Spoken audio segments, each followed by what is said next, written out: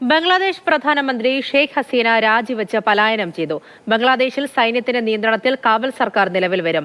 ഷെയ്ഖ് ഹസീന സർക്കാരിനെതിരായ വിദ്യാർത്ഥി പ്രക്ഷോഭം ശക്തമാക്കുന്നതിനിടെയാണ് രാജി. നാലാം വട്ടവും അധികാരത്തിലെത്തി 7 മാസം പിന്നിടുമ്പോഴാണ് ഷെയ്ഖ് ഹസീന കസേര ഒഴിഞ്ഞത്. രക്തരൂക്ഷിതമായ വിദ്യാർത്ഥി പ്രക്ഷോഭത്തിന് പിന്നാലെ സ്ഥാനമൊഴിയാൻ ഷെയ്ഖ് ഹസീനയ്ക്ക് ഇന്ന് രാവിലെ സൈന്യം അന്ത്യശാസനം നൽകിയിരുന്നു.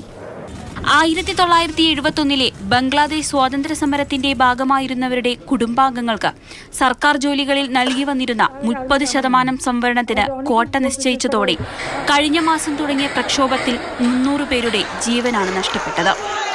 ഇതോടെ പ്രധാനമന്ത്രിയുടെ രാജി ആവശ്യപ്പെട്ട് സ്റ്റുഡൻസ് അഗെയിൻസ്റ്റ് ഡിസ്ക്രിമിനേഷൻ എന്ന സംഘടന തെരുവിലിറങ്ങുകയായിരുന്നു.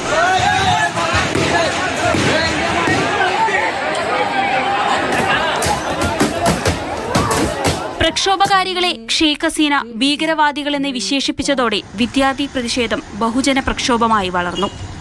പിന്നാലെ സൈന്യത്തിന്റെ ഇടപെടൽ. രാജി സ്ഥിരീകരിച്ചതും സൈനിക മേധാവി തന്നെയാണ്. സൈന്യത്തിന്റെ നിയന്ത്രണത്തിൽ രാജ്യത്ത് ഇടക്കാല സർക്കാർ വരും.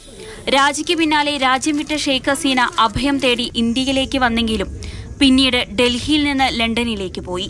ഇന്ത്യയിൽ അഭയം തേടിയിട്ടില്ലെന്നും സുരക്ഷിതമായ യാത്രയ്ക്കായി ഇന്ത്യയെ ഇടത്താവളമായി കണ്ടതാണെന്നും വിവരമുണ്ട്. അതേസമയം ബംഗ്ലാദേശിലേക്കുള്ള യാത്രകൾ ഒഴിവാക്കണമെന്ന് ഇന്ത്യൻ വിദേശകാര്യ മന്ത്രാലയം നിർദ്ദേശിച്ചു. News desk, Mathrubhumi news.